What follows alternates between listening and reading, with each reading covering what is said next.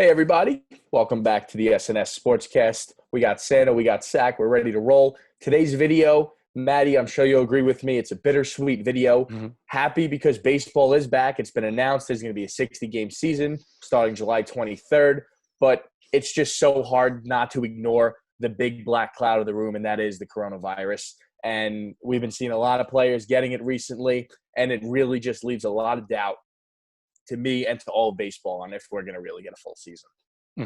Yeah, just to piggyback off that, I mean, look, as much of baseball fans as we are, we have to be real. There's a bigger enemy right now than the Philadelphia Phillies are to the Mets, So we just got to have to just push through and see what we could do. I mean, look, I want baseball back. I mean, I'm wearing my Mets shirt right now. I was at spring training.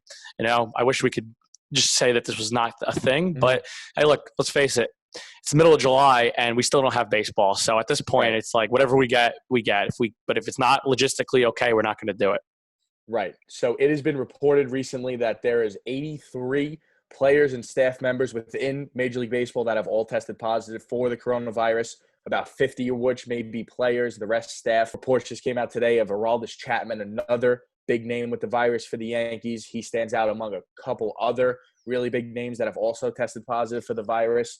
And to me, it's kind of like any player that gets this virus during the season, they're out 2 weeks automatically at least. And then by the time they get back in baseball shape, it's probably going to be 17 to 20 days. And guess what? It's a 60-game season. You miss that, that's a 1/3 of the season. God forbid it's a big player. Like, how important is obviously a Pete Alonso to a Mets lineup? I'm not saying huge. he'll get it, but say a Pete Alonso gets it.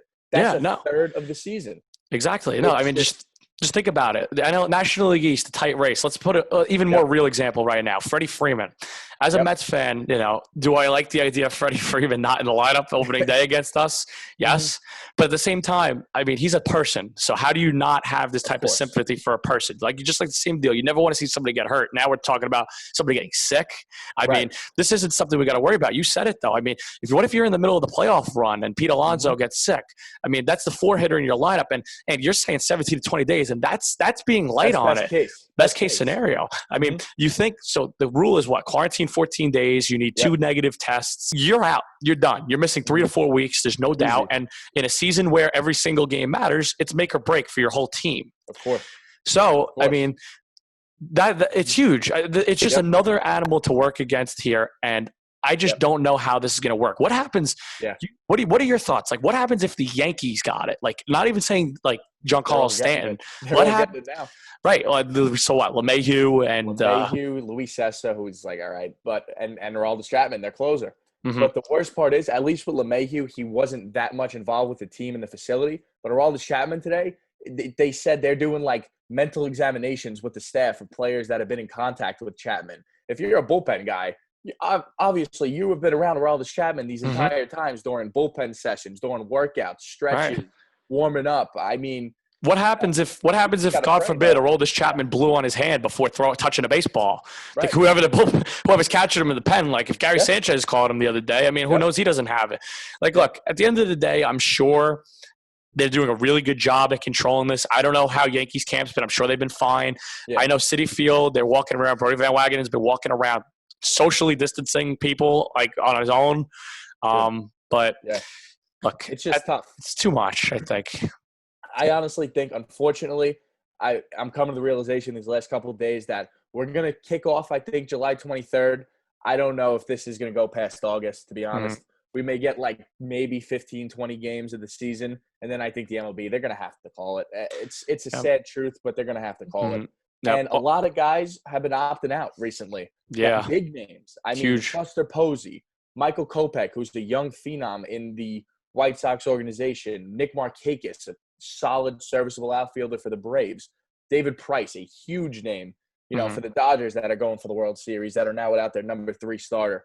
So, and I think this is only the beginning. I mean, today is July 11th. The season starts in 12 more days. Who knows how many other guys are going to opt out between now and then? Well, I'm sure you saw the reports. I mean, Mike Trout doesn't even know if he wants to play yet. Yep. Exactly. So what happens if the face of MLB doesn't play this year? Right. I don't know how the league's going to want to survive. Right. I mean, this is going to be strictly based off of television, obviously. There's no revenue being made from playing the games. None. So, look. No fans. if there's a season, there's a season. I couldn't ask for anything more. I don't want to see these Mets getting sick, but I'm, as a fan, I want to watch baseball. So it's like you said at the beginning of the video, very bittersweet here. It is. I'm with you. I'm not too optimistic that we're going to have a full season. I'd love to see some baseball, but at the end of the day, let's worry about next year.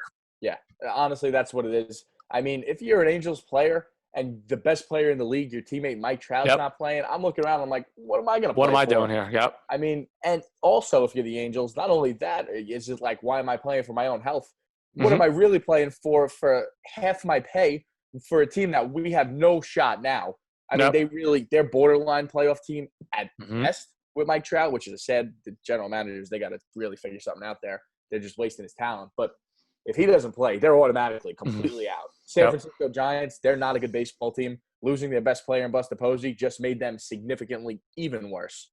So how many more teams that are, bubble teams that have one or two stars? If those stars all opt out, then it's like you've got nothing to play for. See, like I said, I feel bad for the guys that need this. Like I get that there's people that are making the league minimum this year that need this money.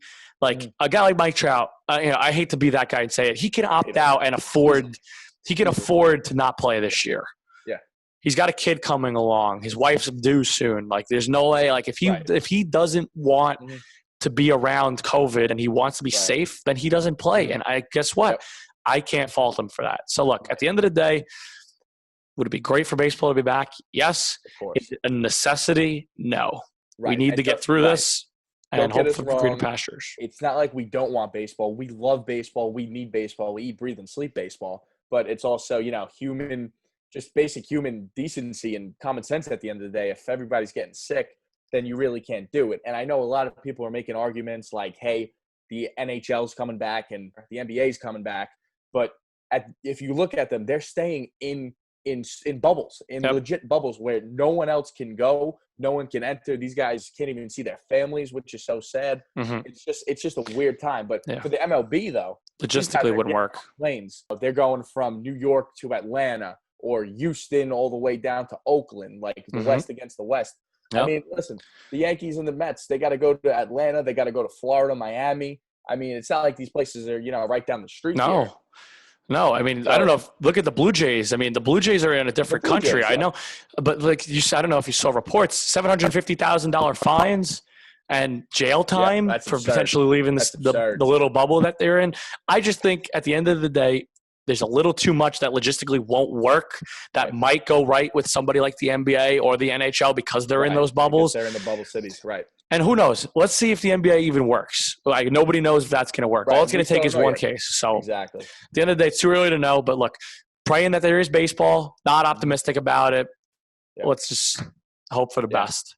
I think we hit all the perfect points about this upcoming baseball season. Like we said, we are praying for baseball. We hope baseball comes, hopefully, but you never know. Guys that are listening and watching, comment below what you think. If you don't think baseball is going to happen, or if you even do think baseball is going to happen and that we're being a little too safe over here in our podcast, just let us know what you guys think.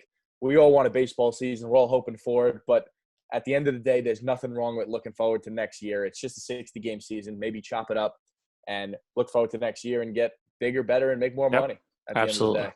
So, Maddie, great talk. We'll be back with plenty more sports news coming up. Can't wait.